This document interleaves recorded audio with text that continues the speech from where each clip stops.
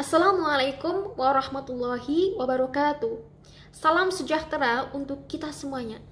Spirit, sosiologi, salam sosiologi. Anak-anak ibu kelas 12 yang ibu banggakan dan ibu cintai, semoga senantiasa sehat walafiat.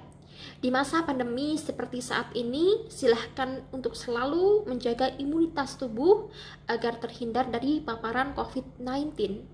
Dan pandemi tidak pernah menghalangi kita semua untuk terus berkarya, untuk terus bersemangat dalam belajar. Baiklah, dalam video pembelajaran sosiologi kali ini, kita akan membahas mengenai teori perubahan sosial. Ada dua teori yang akan kita pelajari hari ini, yaitu teori evolusi dan teori siklus. Nah, seperti apakah teori evolusi dan teori siklus itu? Mari kita simak di penjelasan seperti berikut ini.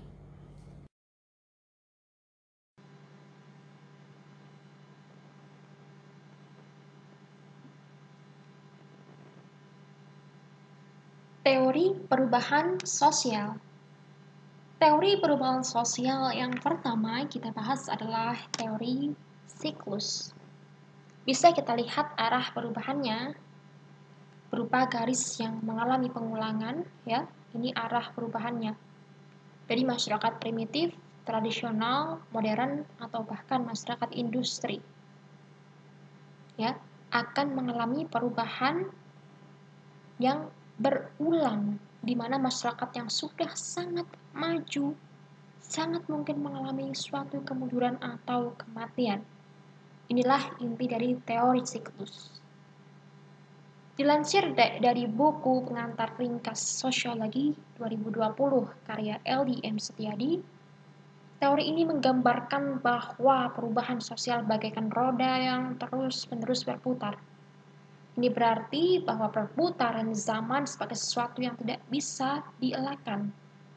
Dapat dicontohkan apabila masyarakat mampu merespon tantangan kehidupan dan menyesuaikan diri, maka masyarakat akan mengalami perkembangan dan kemajuan.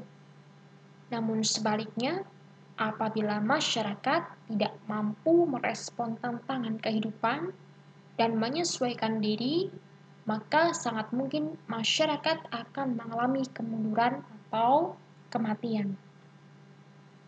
Ada beberapa tokoh ahli yang menjelaskan mengenai teori siklus ini. Salah satunya adalah Ibnu Khaldun dalam perspektifnya, dilansir dari Jurnal Sosial dan Budaya Syar 1 yang ditulis oleh Abbas Sofwan Matlail Fajar, bahwa perubahan sosial dimulai dari masyarakat yang sudah mengalami kehidupan yang sangat keras. Masyarakat yang miskin dan penuh perjuangan. Masyarakat nomadik seperti Badawah, Badui, Pengembara, rural, masyarakat desa.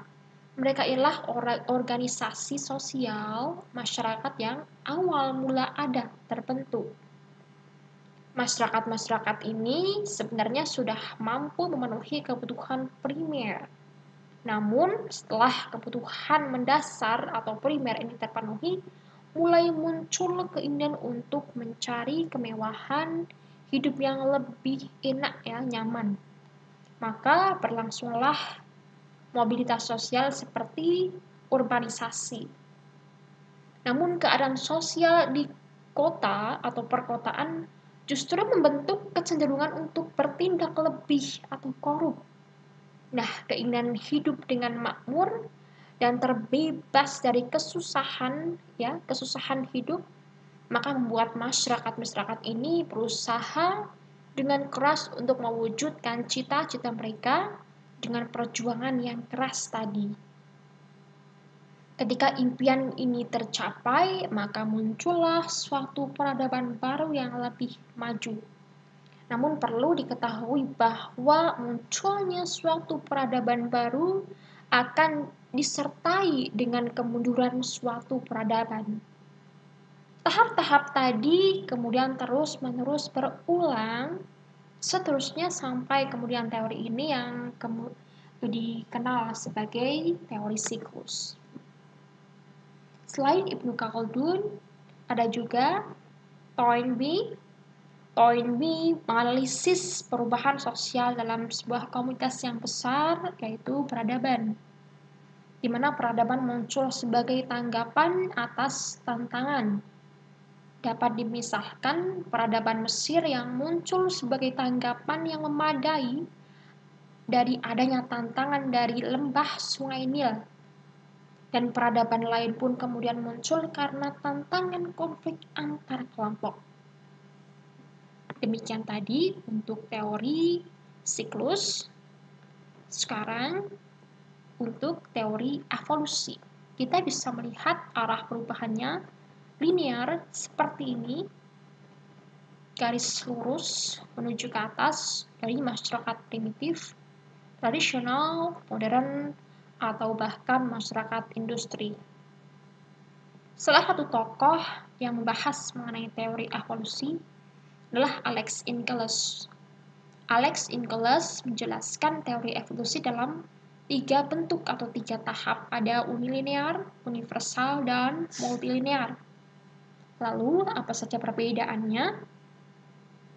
Yang pertama, teori evolusi unilinear menganggap bahwa semua masyarakat mengikuti garis yang sama dalam perubahan sosial, di mana setiap masyarakat selalu berubah dari kehidupan yang sederhana ke arah yang lebih kompleks, dengan masing-masing kelompok masyarakat akan melewati urutan perubahan yang sama. Teori ini percaya bahwa masyarakat mengalami perkembangan budaya yang terus maju menuju kehidupan yang lebih modern. Contohnya, kelompok masyarakat yang sebelumnya primitif berubah menjadi masyarakat industri yang modern. Yang kedua, teori evolusi universal. Teori evolusi universal ini cukup berbeda dengan teori evolusi unilinear, di mana teori ini mengemukakan bahwa perkembangan masyarakat tidak perlu melalui perubahan tertentu yang sifatnya tetap, karena pada dasarnya kebudayaan manusia telah mengikuti suatu garis evolusi tertentu. Contohnya, perkembangan masyarakat homogen menuju heterogen. Jadi, masyarakat yang awalnya hanya mengerti atau memiliki pekerjaan yang sama, profesi yang sama, kemudian masyarakat akan mengalami perkembangan menjadi masyarakat heterogen atau masyarakat yang berciri perkotaan, memiliki banyak jenis profesi, spesialisasi kerja atau division of labor. Yang ketiga, teori evolusi multilinear. Teori ini menyatakan bahwa perubahan sosial bisa terjadi dalam beragam cara, tidak selalu dalam satu garis evolusi yang sama, tetapi dari cara-cara itu akan mengarah ke tujuan yang sama. Misalnya, perubahan sistem mata pencaharian yang ada di masyarakat, dari sistem berburu menuju sistem pertanian, sehingga memberikan efek pada sistem dan pola di keluarga atau masyarakat.